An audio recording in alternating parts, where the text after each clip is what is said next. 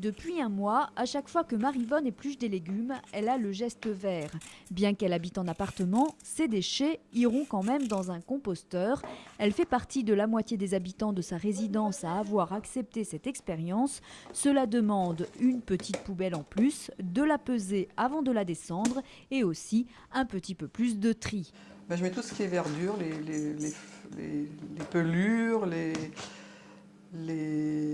épluchures sauf d'orange, parce qu'ils nous disent de ne pas mettre les oranges, les fleurs fanées. Il ne faut pas mettre de nourriture, il ne faut pas mettre de poisson, ni de viande, ni de trucs cuits, de la cuisine, quoi.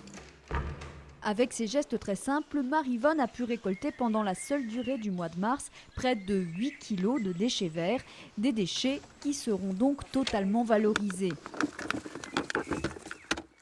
Dans cette résidence des Galoubis, il y a 6 composteurs comme celui-ci qui ont été mis au pied des immeubles.